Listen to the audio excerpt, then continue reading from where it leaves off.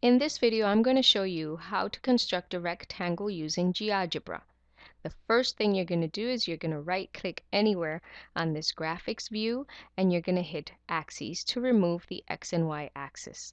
If you don't have this axis available to you, you can go to graphics, and in the graphics window you'll have an X-axis tab and a Y-axis tab, and you just uncheck show X-axis, show Y-axis, and that will remove the axes also. Okay, they're gone. Now I'm going to start by drawing a segment of any length. Just draw a segment. There it is, segment AB. And now we want to construct, since a rectangle has 4 right angles, that means that the segment that goes from point A upwards is perpendicular to point A, and the segment that goes from point B upwards is perpendicular to point B. So I'm going to go to this tool here and select on the drop-down menu perpendicular line. Notice that for perpendicular lines it says to select a point and the perpendicular line. That means I'm going to select the point through which I want the perpendicular line to go through. So I want the perpendicular line to go through A, so I select A, and the next thing you have to tell Geogebra is that this line that's going to pass through point A is perpendicular to who?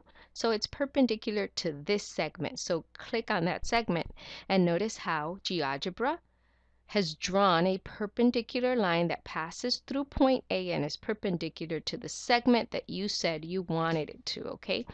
We're going to do the same thing with this side.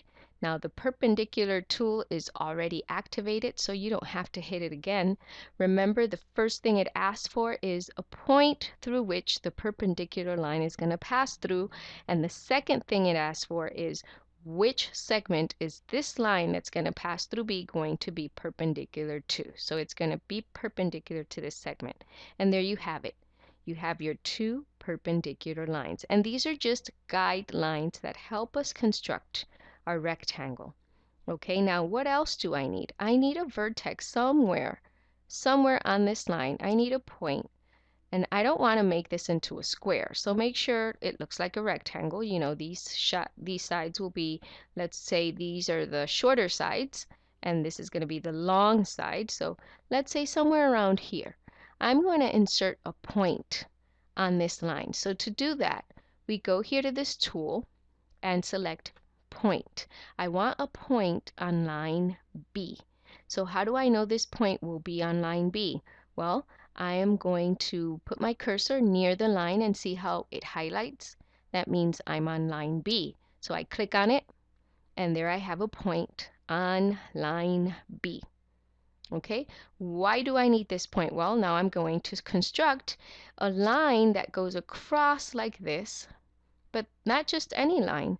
This line has to be parallel to segment AB.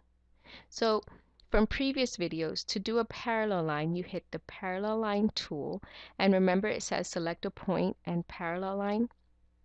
Well, I do it backwards.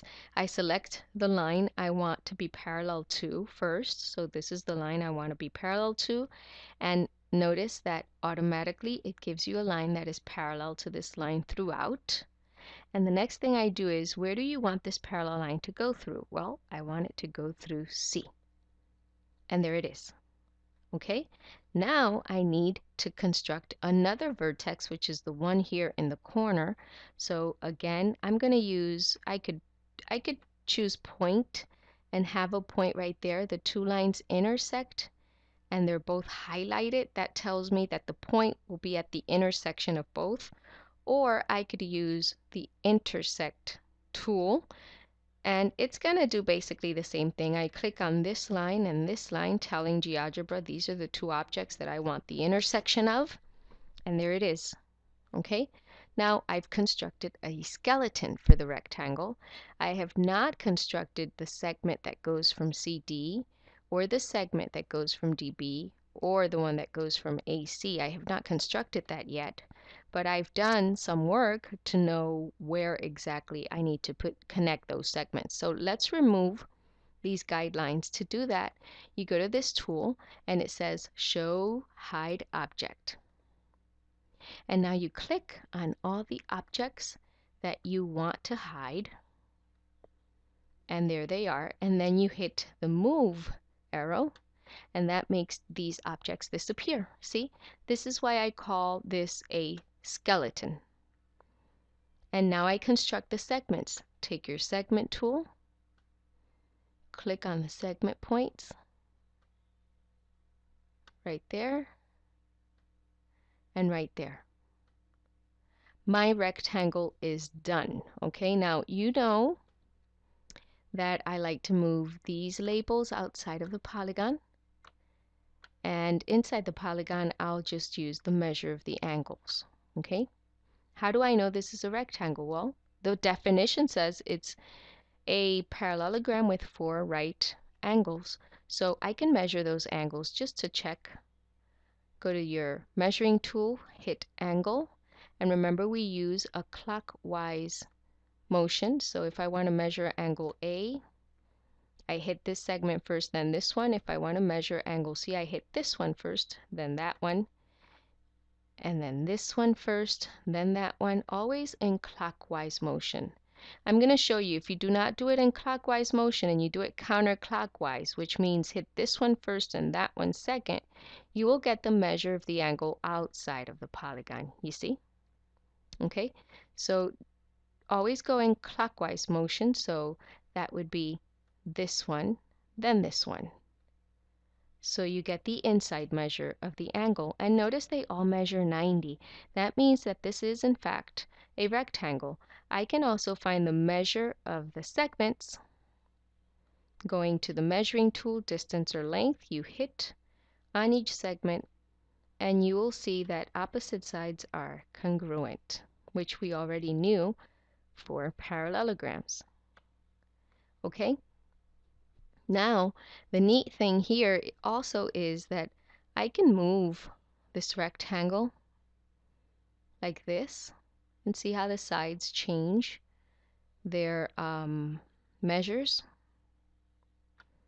And I can also move like this. And the angles remain at 90 because the lines are always perpendicular. And you're able to change your dimensions. Okay, that's the neat thing about this.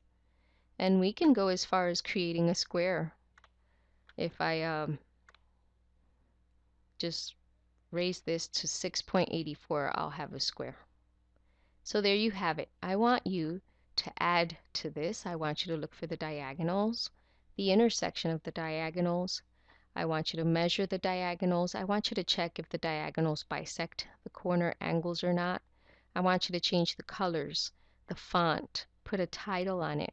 Underneath, write in some text that tells you what properties the rectangle has. Have fun with this.